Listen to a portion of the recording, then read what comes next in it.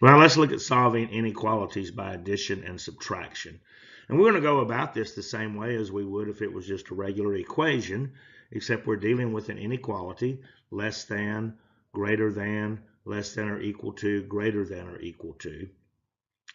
And so let's first start off by solving an inequality by addition. So let's say I've got this statement, x minus 12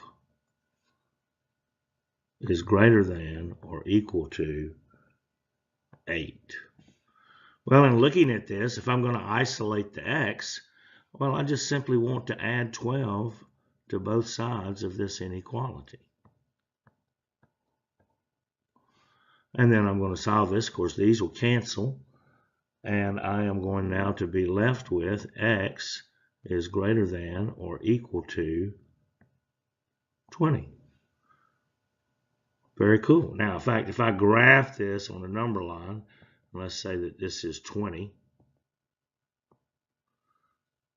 on that number line, and I wanted to graph that, because that's a greater than or equal to, I would actually have a closed dot here at 20, and my solution graph would be something similar to that.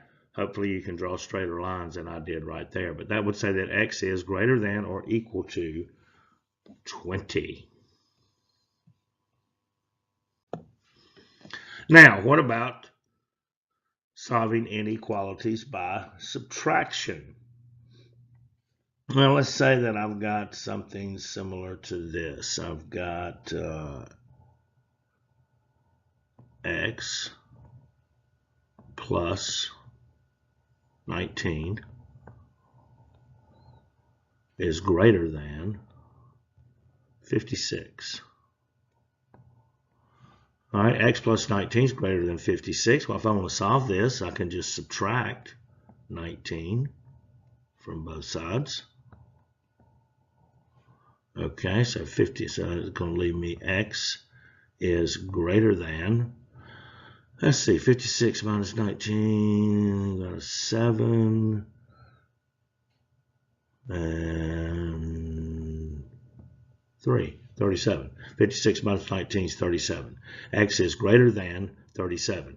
Now, if I were to write this in what is called set builder notation, I would do something like this. I'd draw a little squiggly line here, a little brackets, x, such that x is greater than 37, close my bracket, and I'm done. All right, not too bad.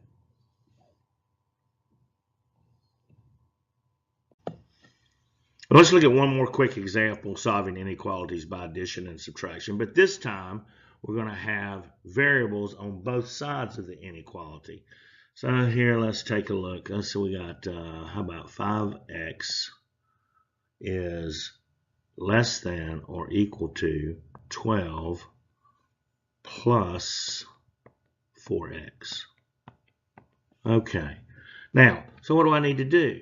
I need to get my variables on one side of the equation and my constants on the other. The other two examples that we did, I got my constants on one side of the equation because I only had one term that had a variable in it. But here I've got two terms with variables, so I'm going to combine these like terms, and I'm going to do so by subtracting 4x from each side of the inequality.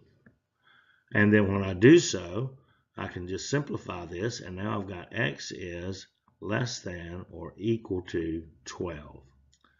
Okay, now let's say that I need to graph this. Well, I've got a number line here, and let's just say, for instance, that this represents 12. Well, I've got x is less than or equal to 12. Since it's a less than or equal to, I'm going to put a closed dot right here on the 12. Okay, and so it's less than, so it's going to be to the left of 12, my solution set. So any number, x could equal any number less than or equal to 12. Now, if I was going to write this same thing in set builder notation, I'd draw my bracket, x, straight line, which means such that x, solution set of x such that x is less than or equal to 12. Close my bracket, and bingo, bango, done.